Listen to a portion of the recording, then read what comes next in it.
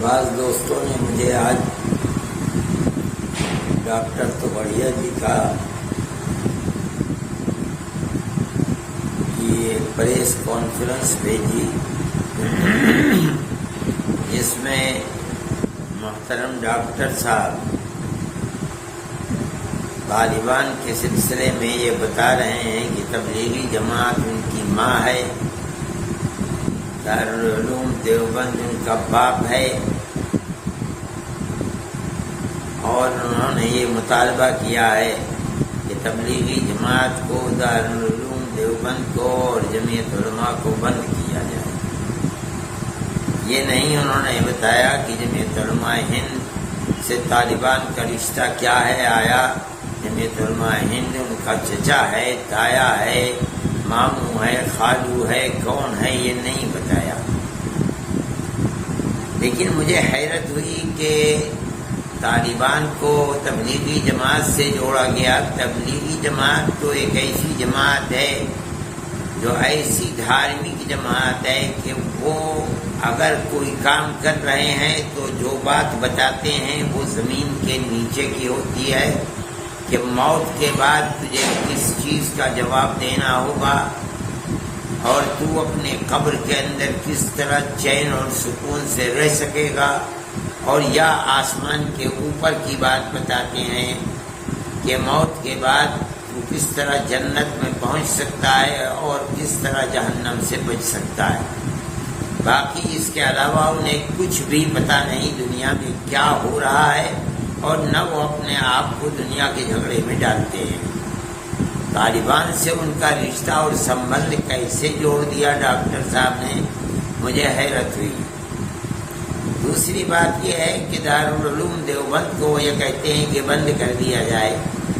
میں یہ یقین کرتا ہوں کہ دارالعلوم دیوبند کی تاریخ سے ڈاکٹر صاحب بالکل ناواقف ہیں، انہیں کچھ پتہ نہیں ہے۔ میں بتاتا ہوں کہ دارالعلوم دیوبند تو سن 1866 میں جب بنا ہے، جب 1857 کا جہاد جس میں ہندو اور مسلمان دونوں شریک تھے اس میں ناکامی ہو گئی، اور خاص طور پر جو مسلمانوں کے مجاہد تھے اور جنگ کر رہے تھے غلامی کے خلاف، ان کو چن چن کر دلی کے اندر پھانسی دے دی گئی۔ 33,000 علماء کو دلی کے اندر قتل کیا گیا، اور لال قلعے سے لے کر کے جامع مسجد تک جو درخت تھے ان پر ان کو لٹکا دیا گیا۔ اس کے بعد دارالعلوم دیوبند کو بنایا گیا۔ دارالعلوم دیوبند کے بڑے بڑے سپوتوں نے لوہا لیا ہے انگریزی حکومت کا۔ ڈاکٹر صاحب نہیں جانتے کہ حضرت شیخ الہند مولانا محمود حسن یہیں سے پڑھ کر کے نکلے تھے، جن کو مسٹر مسٹن یہ کہا کرتا تھا کہ اگر شیخ الہند کو جلا کر راکھ کر دیا جائے تو اس کی راکھ سے بھی انگریز کی دشمنی کی بو آئے گی۔ وہ آدمی ایسا ہے کہ جو مالٹا کی جیل تک پہنچ گیا اور انگریز نے گرفتار کر کے ان کو 7 سمندر پار وہاں بھیج دیا۔ مالٹا کی جیل کے اندر شیخ الہند گئے اور 4.25 سال رہے۔ وہ دارالعلوم دیوبند سے پیدا ہوئے تھے۔ مالٹا کی جیل میں مولانا عزیر گل گئے، وہ دارالعلوم دیوبند سے پیدا ہوئے تھے۔ حکیم نصرت حسین غازی پور کے تھے، وہ گئے، وہ دارالعلوم دیوبند کے طالب علم تھے، اور ایسے طالب علم تھے کہ وہ وہیں مر گئے اور وہیں ان کی قبر ہے مالٹا کے اندر۔ ان سے انگریز نے کہا جب بیماری لمبی ہوئی کہ ہم آپ کو معاف کر دیں گے، آپ جائیں اپنے وطن میں۔ انہوں نے کہا کہ مجھے مرنا منظور ہے، اپنے وطن کی زندگی منظور نہیں ہے کہ میں انگریز سے معافی مانگ کر کے یہاں سے جاؤں۔ چنانچہ مر گئے اور وہیں دفن ہو گئے۔ مولانا مدنی دارالعلوم دیوبند کے فارغ ہیں، مالٹا کی جیل میں رہے۔ مولانا وحید احمد دیوبند کے فاضل ہیں، مالٹا کی جیل کے اندر رہے۔ یہ دارالعلوم دیوبند کا کردار ہے۔ دارالعلوم دیوبند نے جن لوگوں کو پیدا کیا ہے انہوں نے ملک کی آزادی کے لیے اپنے آپ کو قربان کر دیا ہے۔ میں ڈاکٹر صاحب سے پوچھتا ہوں کہ آپ دارالعلوم دیوبند کو بند کرانا چاہتے ہو، یہ تو بتاؤ کہ آپ نے اس ملک کی آزادی کے لیے اور انگریز کی غلامی کی زنجیروں کو توڑنے کے لیے کیا کردار ادا کیا ہے، اور آپ کے پوروجوں نے کیا کردار ادا کیا ہے۔ زبان کی لپالپی تو بہت ہے. آج روٹی پکی پکائی آپ کو مل گئی ہے اور آپ ملک کے اندر ڈاکٹر تو بڑھیا بنے ہوئے ہیں، لیکن میں یہ سمجھتا ہوں کہ آپ کو یہ سمجھنا تو چاہیے، تاریخ کے اوراق کو، ورقوں کو پلٹنا تو چاہیے. آپ یہ تو دیکھیں کہ جن لوگوں نے ملک کی آزادی کے لیے اپنے آپ کو قربان کر دیا، 9-10 سال جیلوں کے اندر رہے.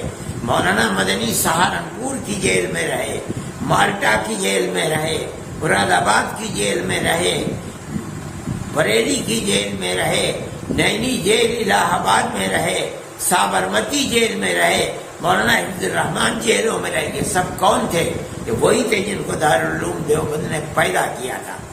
آپ کوئی مثال پیش کریں، آپ یہ بتائیں کہ آپ نے کیا ملک کی آزادی کے لیے قربانی دی ہے. آزاد ملک آپ کو مل گیا اور آپ کو آگے بڑھا دیا گیا. آپ آگے بڑھ کر کے یہ بات کر رہے ہیں، مگر یہ بات حقیقت کے خلاف ہے. جمعیت علماء ہند، آپ نے یہ نہیں بتایا کہ طالبان کا رشتہ جمعیت علماء ہند سے کیا ہے. مولانا مدنی جمعیت علماء کے صدر کے تقریباً 10 سال انگریز کی جیل کے اندر رہے اور جمعیت علماء کے صدر. آج بھی جمعیت علماء کا ایک کردار ہے اور وہ یہ ہے کہ جمعیت علماء مذہب کی بنیاد پر 2 قومی نظریے کو نہیں مانتی. غلط ہے. اس ملک کے سب بسنے والے ایک ہی قوم ہیں. جمعیت علماء اس بنیاد کے اوپر جو کام کرتی ہے اس کام کے اندر ہندو مسلم کی کوئی تفریق نہیں ہوتی.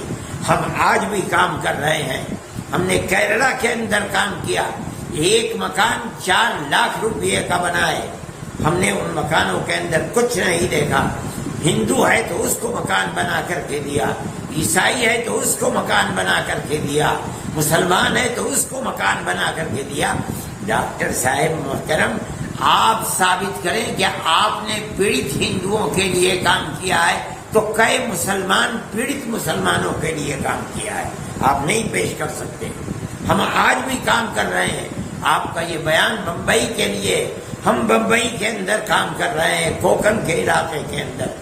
آپ نہیں سمجھتے ہیں ہم نے کتنا کام مسلمانوں کے لیے کیا ہے اور کتنا کام ہندوؤں کے لیے کیا ہے. ہمارے یہاں کوئی تفریق نہیں. ہم نے 33 مکان ہیں جن مکانوں کو ہمیں مکمل بنا کر کے دیا. میں آپ سے کہتا ہوں کہ اس کے اندر سے 15 مکان غیر مسلموں کے ہیں جن کے اندر ہم بنا کر دے رہے ہیں. اس کے اندر 1-2 مکان مرمت کے بھی ہیں، باقی ہم پورے مکان بنا کر کے دے رہے ہیں.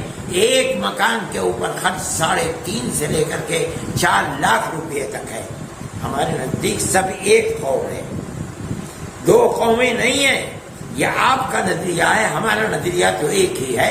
یہ کام جمعیت علماء ہند کر رہی ہے. آپ یہ چاہتے ہیں کہ اس دروازے کو بند کیا جائے تو آپ یہ بتائیے کہ کام کرنے کا طریقہ کیا ہے. آپ مجھے یہ بتائیے اور آپ میڈیا کے اندر بولیے کہ آپ نے کتنے کام کیے ہیں جس کے اندر پریشان حال اور پیڑت ہندوؤں کی آپ نے مدد کی ہے تو مسلمانوں کی بھی مدد کیا. آپ بتائیں، پھر اس کے بعد کہیں کہ جمعیت علماء کے دروازے کو بند کر دیا جائے. میں یہ سمجھتا ہوں کہ آپ کو تاریخ پڑھنی چاہیے، سمجھنی چاہیے. سب کو ایک ہی لاٹھی سے نہیں یہاں کہا جا سکتا. آپ جو بات کہیں، آپ ایک ذمہ دار آدمی ہیں، اس کے بعد آپ یہ بات کہیں. جن چیزوں کو، جن اداروں کو آپ بند کرنا چاہتے ہیں، یہ ادارے تو ہندوستان کی جان ہے اور صحیح رخ کو پیش کر رہے ہیں. میں نہیں مانتا کہ کسی مذہب کا ماننے والا اس نفرت کی سیاست کو قبول کرے گا. جو کر رہا ہے وہ کسی مذہب سے تعلق نہیں رکھتا، ایک غلط بات کر رہا ہے. میں یہ سمجھتا ہوں کہ آپ کو سمجھ بوجھ کر بات کرنی چاہیے، غلط بات اپنی زبان سے نہ نکالنی چاہیے. میرے دل میں آپ کی قدر ہے، آپ ایک محترم آدمی ہیں. مجھے تکلیف ہوئی کہ آپ جیسے آدمی، شہرت یافتہ آدمی ایسی بات کرے. میں اس بات کو غلط سمجھتا ہوں.